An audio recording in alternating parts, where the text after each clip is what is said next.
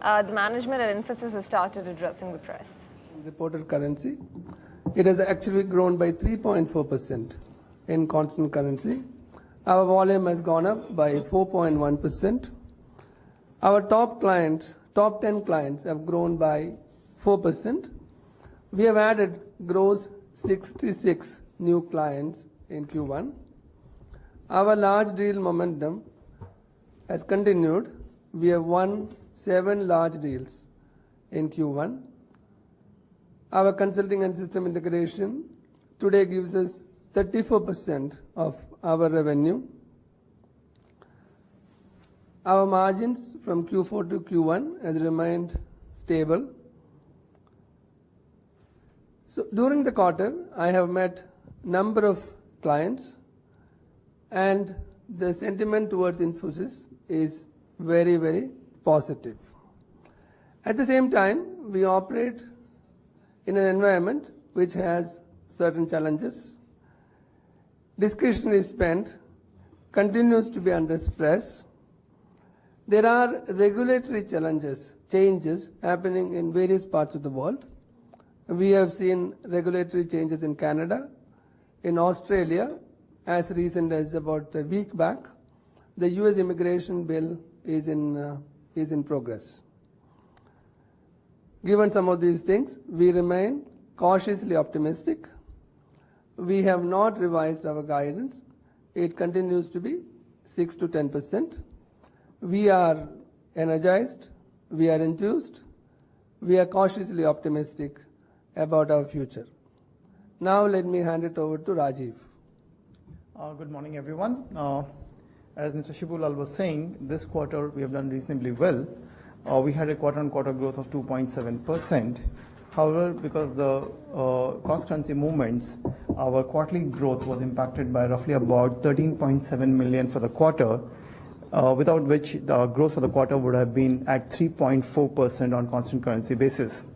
Our gross margin for the quarter remained flat compared to last quarter at 34.9%.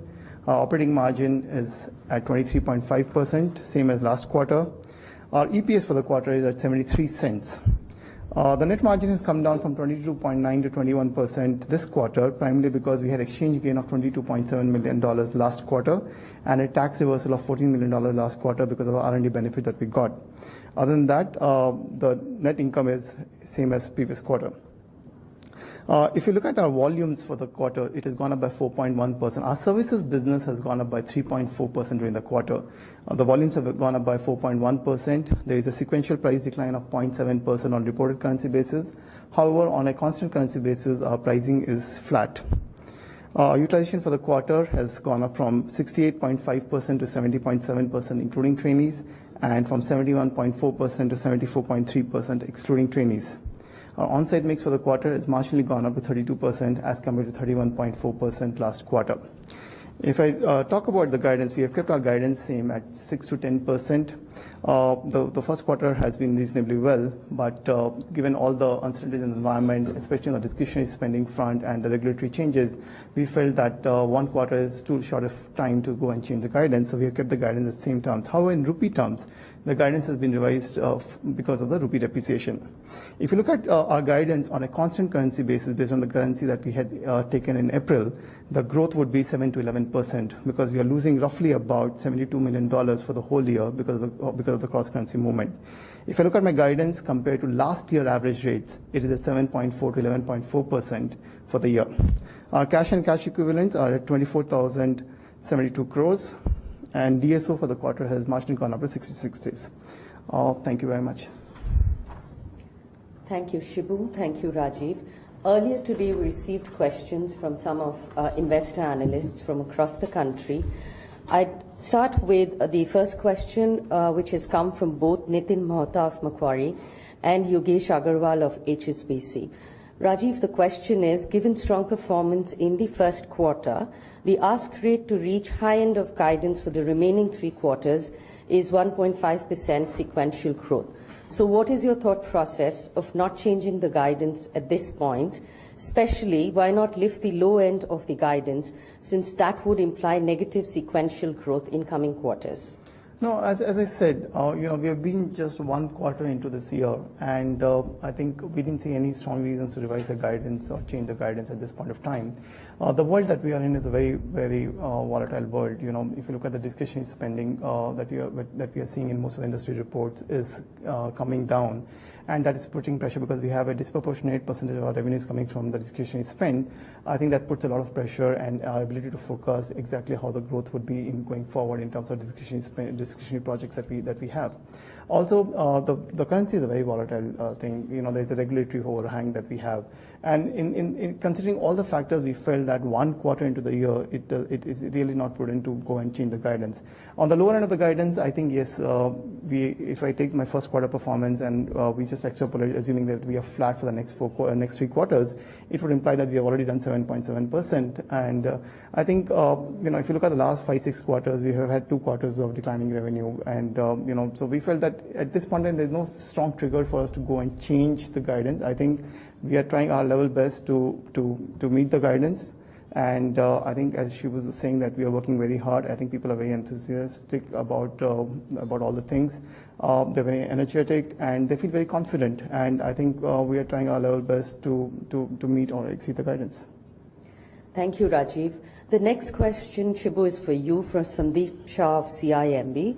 Sandeep would like to hear your thoughts on the large deal pipeline, decision making, and the total contract value of deals closed in this quarter. Could you throw some light on that? So we continue to see momentum in our large deal pipeline. If you remember last half, we had closed second half, we had closed about $1 billion of revenue in large deals. This quarter, we have closed 7 deals.